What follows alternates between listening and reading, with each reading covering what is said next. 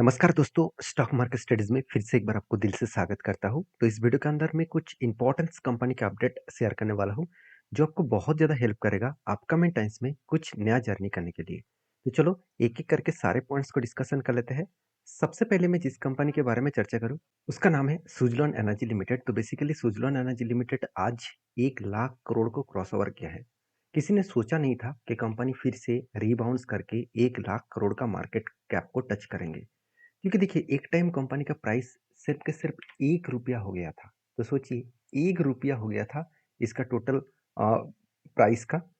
तो ओवरऑल अभी कितना है? अभी 81 है। तो किसी ने सोचा नहीं था कि 1 रुपया कंपनी 86 तक जर्नी करेगा, और वो भी लास्ट 4 इयर्स में। कोविड के टाइम में इस कंपनी का प्राइस 1 रुपया के आसपास चला गया था। तो ऐसा क्या हो गया कंपनी के अंदर कि 1 रुपया का कंपनी 86 बन गया, और वो भी 4 इयर्स में। तो उसके पीछे रीज़न ये है कि स्विट्ज़रलैंड का जो अलग-अलग कैटेगरीज़ का बिज़नेस था, उस सारे बिज़नेस को कंपनी का मैनेजमेंट ने क्या किया, बंद कर दिया। सिर्फ़ एक ही बिज़नेस के ऊपर फ़ोकस रखा, वो है विंड प्रोजेक्ट।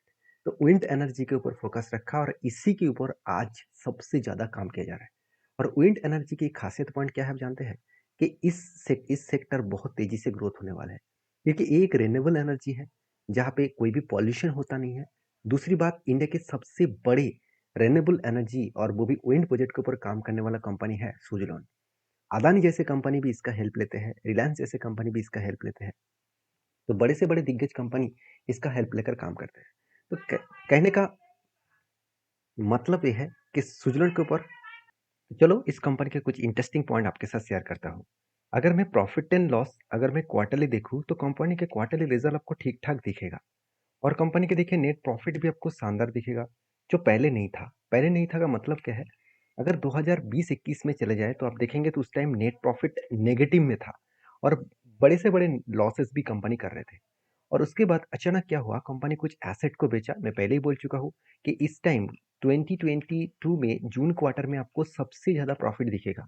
तो लोग तो यहाँ पे कन्फ्यूज़न हो जाएँगे कि चलो यहाँ पे ऐसे क्या हो गया कि कंपनी कितना प्रॉफिट हो गया? एक्चुअली कंपनी का, जो मैं पहले ही बोल चुका हूँ कि इतने सारे बिज़नेस था, वो सारे बिज़नेस को बेचा गया। तो एक एसेट बेचने के बाद पैसा कहाँ पे आएगा? जो मदर कंपनी है उसके पास आएगा। तो वही में क्या दिखा दिया, मेरा नेट प्रॉफिट हो गया। तो एक्चुअली ये प्रॉफिट नहीं है, क्योंकि आप खुद ही देख सकते हैं नेट प्रॉफिट कितना है, 214 करोड़। जो ऑपरेटिंग प्रॉफिट बता रहा है कि कंपनी खुद के जो कोर बिजनेस है, उसमें से 214 करोड़ ही मिला है। तो एक्चुअली कंपनी का अदर्स इनकम से पैसा मिला, जो अदर्स इनकम करीबन 2472 करोड़ के आसपास मिला। तो यहाँ पे कंफ्यूजन आपको क्लियर हो गया कि जो कंपनी के ऊपर जो बिजनेस था, वो सारे बिजनेस को बेचने के बाद कंपनी के हाथ में पैसा आ गया। और दूसरी बात देखिए, कंपनी के अगर साल भर के डेटा देखो, देखिए पहले कितने बड़े से बड़े लॉस कर रहे थे। आज वो लॉसेस को रिकवरी करके एक सस्टेनेबल प्रॉफिट कंपनी दिख रहा है। तो यही एक वजह है जिसके कारण सुज़लोन ने रॉकेट की तरह परफॉर्मेंस किया। अभी रॉकेट की तरह परफॉर्मेंस किया, इसके बीच में बहुत सारे मुझे एनटी भी मिले, जहाँ पे यहाँ पे कप विद हनी पैटर्न्स मिले, उसके अगेंस्ट में 23% रिटर्न मिला।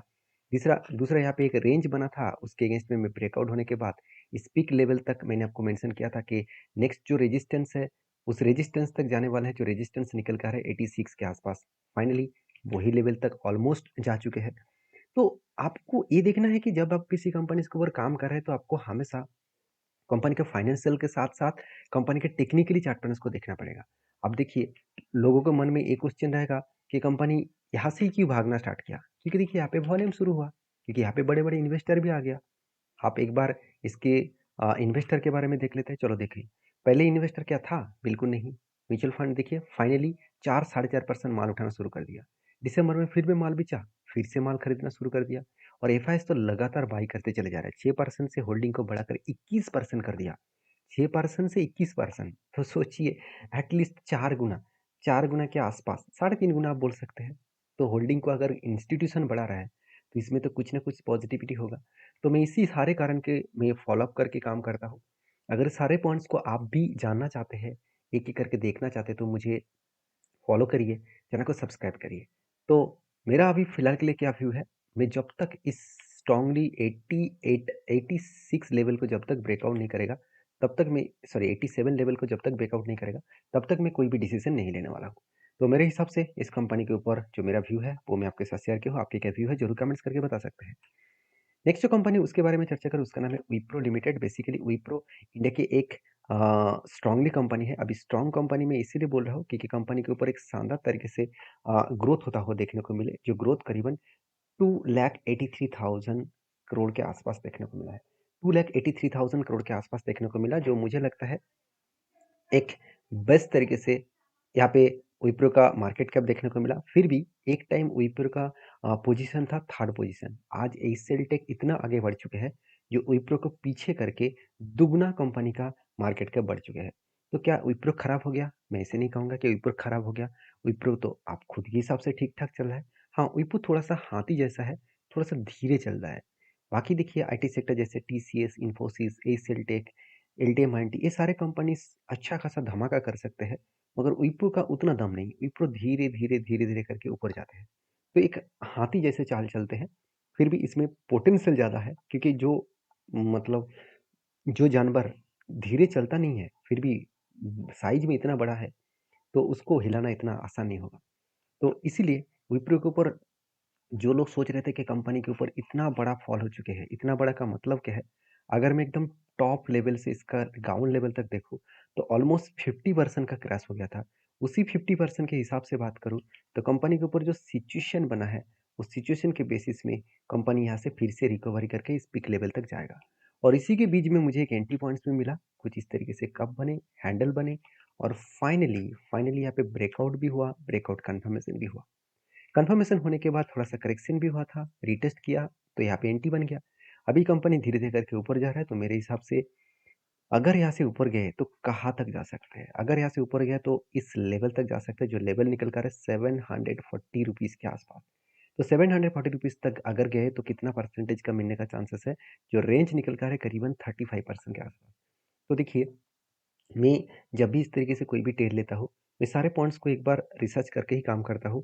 तो आप भी अगर इस तरीके से ट्रेड लेना चाहते हैं, तो एक बार रिसर्च करके ही काम करना, क्योंकि मेरे बात सुनकर आप शायद आपको लग रहा होगा कि हाँ, चलो सर के वीडियो में 1 साल से देख रहा हूँ, तो जितने सारे सर ने ट्रेड खुद ले रहा है, तो वो ट्रेड ठीक-ठाक है, मैं भी ले लूँ। ऐसे मत करिए। मैं आपको कहूँगा, आप ऐसे करने से पहले एक एक बार तो खुद के ऊपर तो पूछिए, क्या जो ट्रेड मैं लेने जा रहा हूँ, क्या वो मेरे लिए सही होगा? क्या मैंने बैक टेस्टिंग करके देख चुका हूँ? क्या इस तरीके से ट्रेड में टारगेट होता है?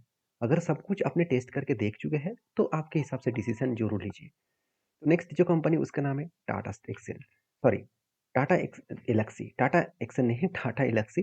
तो यहाँ पे टाटा एलेक्सी के बारे में बात करूँ तो ये भी एक आईटी सेक्टर कंपनी है, मगर इस कंपनी का हालत अभी देखा है तो बहुत खराब हो चुके हैं।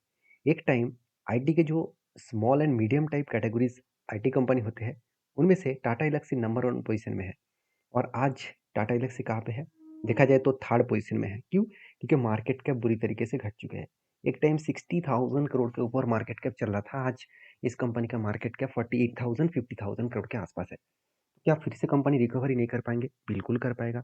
तो इसके लिए आपको एक चीज़ों को ध्यान रखना है कि कंपनी के ऊपर जो सेल्स का ग्रोथ एंड कंपनी का जो प्रॉफिट का ग्रोथ है, वो खराब हुआ है, वीक हुआ है। उसके कारण कंपनी के ऊपर कंटिन्यूअसली गिरावट का माहौल देखने को मिला। आप खुद ही देख सकते हैं टाटा एल्क्सी के ऊपर जब मैंने एक ट्रेड लिया था, वो बहुत पुराना रेट था, कब बने उसके बाद हैंडल बने और जो टोटल रेंज था टारगेट का, वो 31% का रेंज था। तो मैंने जब टारगेट को सेट किया, मैंने देखा कि कंपनी इसके ऊपर रीटेस्ट किया और उसके बाद कंपनी धीरे-धीरे करके और भी नीचे जाने की कोशिश की और वहीं तक नीचे आए जो इसका स्ट्रांगली सपोर्ट लेवल था। और सपोर्ट को वो 2 बार टेस्ट किया और फाइनली हाई वॉल्यूम के साथ ऊपर गया। अभी देखिए 2 तरीके से सिनेरियो यहाँ पे बन चुके हैं। पहले सिनेरियो तो एक रेंज तो बन ही चुके थे, दूसरा सिनेरियो यहाँ पे एक बाइंग का स्टेंज बने जो करीबन-करीबन 30% के आसपास।